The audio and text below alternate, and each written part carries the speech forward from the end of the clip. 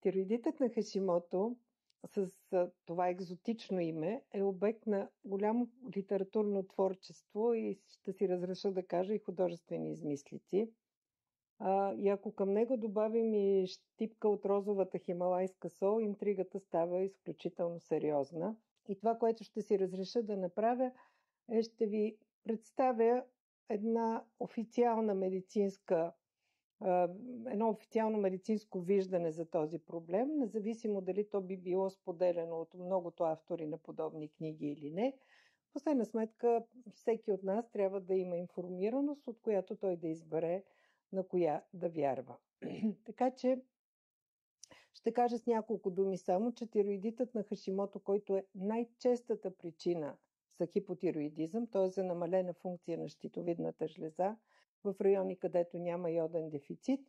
И тук отварям скобата и започнах с хималайската сол, защото тя също е много екзотична, както тироидите на Хашимото, но в нея няма изобщо йод. А йодираната сол е начина, по който е преодолян йодния дефицит в България и е много важно да не се връщаме към едни отминали времена на този дефицит, ползвайки едни такива продукти. Около 10% от населението, основно от жените, е ангажирано от това заболяване, което е автоимунно по своя характер.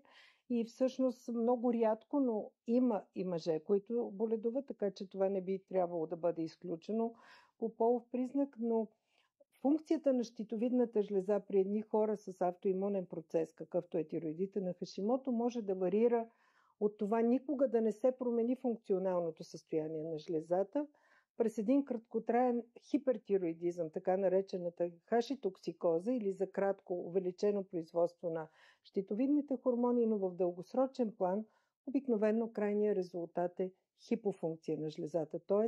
намаляване на хормоналната продукция. И големия проблем на автоимунните заболявания и в частност и на тироидите на Хашимото, че всъщност ние никога не можем и не лекуваме причината, а ние добавяме лечение, когато е нужно, т.е. добавяме хормоните, които нашата щитовидна жлеза не успява да произвежда в такава ситуация.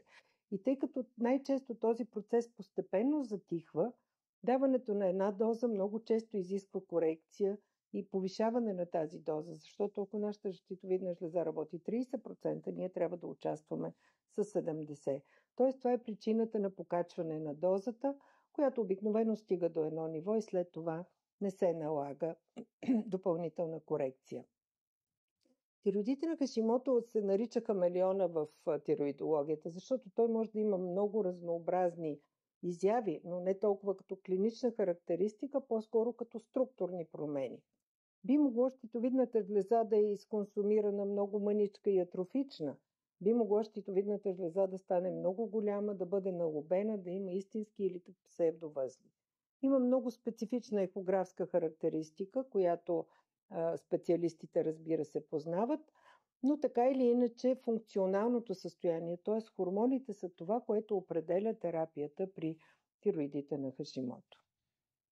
Когато поставиме диагнозата на един такъв пациент, първият въпрос, който обикновено той задава, освен че си спомня какво е чувал от съседите по този въпрос, е каква диета да спазвам.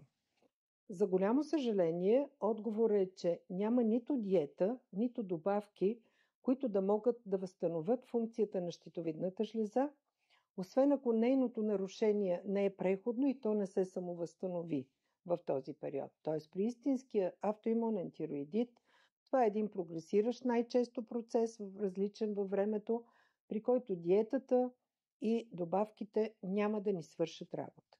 Въпреки това, имаме известни препоръки, говоря пак в чисто медицински аспект, които можем да препоръчаме, но това реално са препоръките за здравословно хранене. Това са препоръките, които бихме препоръчали и при хора с диабет, и при хора с затлъстяване, с някои много дребни особености, свързани при състояния, свързани с нарушения в хормоните на щитовидната жлеза. Основно е да има разнообразно и пълноценно хранене. В никакъв случай то да не е едностранно. Балансираната диета е най-добрият път към здравето във всичките му аспекти, включително и в щитовидната патология. Какво се препоръчва?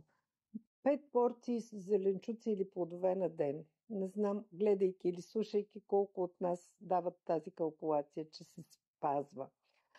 Храни богати на фибри. Това са общите препоръки, които дават възможност по-трудно да се всмилат хранителните вещества, да няма ексцесивно покачване на захарта.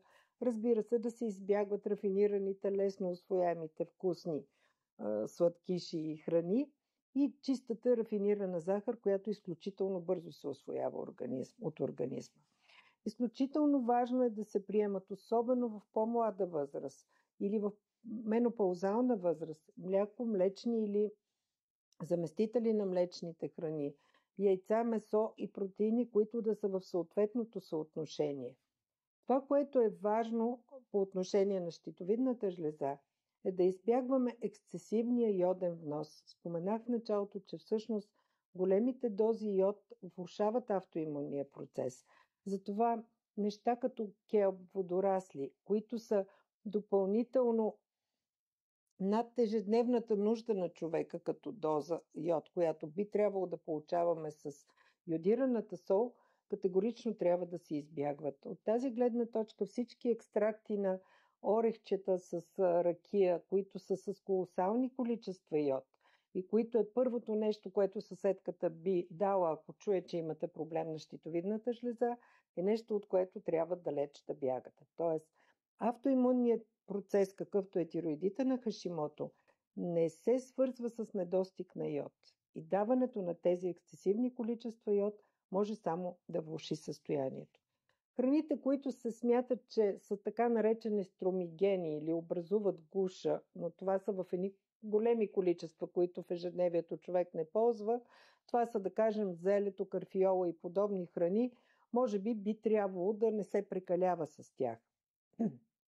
По отношение на соевите продукти, това, което е важно да се има предвид, е, че те се свързват по-скоро с левотироксина и когато един пациент е на заместителна терапия, би трябвало, ако консумира такива продукти, да има около 4 часа интервал между приема на левотироксина и приема на соевите храни, като същото се отнася и до калциевите продукти или добавки и до приема на желязо. Тоест би могло да се взимат, но интервала, който трябва да се спазва, е добре да бъде спазен, за да може да не повлияеме свързването с медикамента.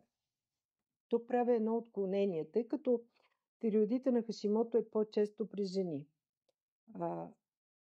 Повечето жени и в ранния период на изграждане на коста, и в менопауза имат нужда от по-голямо количество калций, като храна или като медикамент, и затова е важно те да приемат достатъчно от него, но отново подчертавам, това да бъде в интервал различен, т.е. да не изпиват всичко наведнъж сутрин, а да бъде на интервал отсрочен от приема на левотироксин. По отношение на селена е така микроелемент, който се приема, че има известен ефект върху антителата, има ефект за подобряване на състоянието на очите при автоимунно влошаване на очната симптоматика, при едно по-продължително взимане. От тази гледна точка популярният бразилски орех, който се консумира и се препоръчва, е продукт богат на селен и заедно с други зеленчуци, които са богати на селен, биха могли да бъдат препоръчвани и да се ползват в по-големи количества. Стигаме до драматизма с глутена. Казвам драматизма, защото няма никакви потвърдени по сериозен начин доказателства, че намаляването на глутена би подобрило състоянието на щитовидната жлеза. Има известни публикации за това, че антителата малко падат, но това не са достатъчни като тежест проучвания, които да могат да препоръчат глутена. Глутеновата ентеропатия е друг проблем, който е автоимунен, който много пъти може да бъде съчетан заедно с автоимунния тироидит и тогава при наличие на съответните антитела глутена трябва да бъде избягван. И когато един пациент има едно автоимунно заболяване, той може да има и второ и трето, защото има такава предразположеност, защото автоимунните заболявания са генетично детерминирани и се свързват с определена нагласа на организма към това. но да кажем Хашимото, глутеновата ентеропатия, витилигото, това са различни автоимунни процеси, които могат да се срещат при един пациент, но те не следват един от друг. Те са поради автоимунната нагласа на човека. От тази гледна точка глутенът категорично да бъде изключен при пациенти с автоимунен тироидит не е коректно. И последното, към което бих искала да обърна внимание, което ужасява младите момичета, когато поставиме тази диагноза, е ужаса и страха, който се така популяризира във въпросната литература, за която споменах, е, че едно такова момиче няма да забременее. Това категорично не е вярно. Разбира се, има доказателства за известни репродуктивни проблеми при хора с тироидит на Хашимото. Те са свързани с малко по-голяма честота на абортите, малко по-голяма нередовност на цикъла, някои ефекти по време на бременност, но това в съвременния свят с възможности за контролиране на тези фактори и рискове, които ние познаваме, абсолютно може да бъде преодоляно, проследено и да се реализира една нормално протичаща бременност. Така че ние трябва да се отнасяме към автоимунния тироидит на Хашимото като към един спътник в живота, който трябва да бъде добре контролиран и държан под контрол и проследяем, но към който да се отнасяме с разбиране и познание, защото така или иначе сме принудени да живеем с него и това може да бъде постигнато с една добра правилно провеждана терапия, така че хората с този тироидит да имат едно нормално качество на живот с известното усилие да взимат своите медикаменти.